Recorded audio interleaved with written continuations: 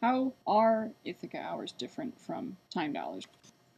When we first, I mean, I wasn't actually around in '91 here when the system started, but when the group was working on it, one of the things they considered doing was time dollars instead of cash currency. But I'm glad that they made the decision that they did because with time dollars, it's all sort of up in the air. I mean, it exists in a credit and debit system, and so if I do some work for you, then we call the administrator or whatever, and I get a credit and you get a debit, that kind of thing. It's a little complicated. And one of the things about Ithaca Hours is that it's cash, and everybody understands cash. You don't have to have a graduate degree, to understand cash. And everybody likes cash. Everybody feels good when they have a big fat wallet. So there's something very fundamental about it. And like I say, it's easy for people to understand and to feel good about. And to me, I think that time dollars, there are certain barriers to using it. Like for the central administration for one thing. Like with Ithaca Hours, one of our mantras is that it's very very simple. For the board of directors, all that we do is we issue the money and we compile the directory to let people know about one another, and we collect the annual fee, and we disperse the money, and then that's it. Then the 500 people who are using it, they use it the way they want to. They don't have to tell us any. There's no administration at all for most of the 365 days of the year.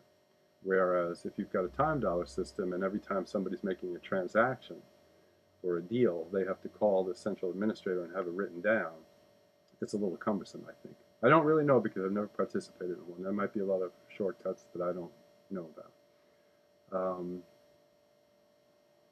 But that's the advantage of the cash system from my standpoint. There's also, this is maybe going a little bit further afield and a little bit more inside baseball than you'd want to know, but I think it's important actually, which is when I was talking before about the hesitancy at first for real, brick and mortar businesses to get involved. I don't know whether a brick and mortar business would ever get involved with the time dollar system, or not very much anyway, because of the fact most people who are in small business, they're in small business because they're independent minded and like that. And so say in my business, I run a little retail store where I sell music CDs, and with the time dollar system, if I had to like file records with an organization outside my own organization, I probably wouldn't. I probably wouldn't. And then there's also the standpoint from the time dollar organization standpoint, like the way that it works now with Ithaca Hours. Say there's a member business that gets audited by the IRS, and I mean just a regular run-of-the-mill audit.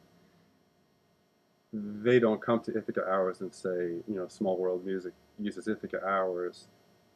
We need to have your records on what Small World Music does. They don't have any records on what I do.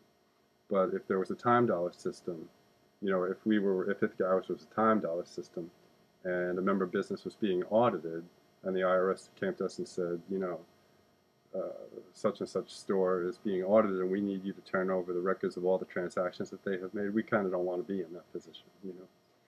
So yeah, just sort of from the good old American, like, don't tread on me kind of viewpoint, cash is the way to go for us. So that's why I prefer it personally.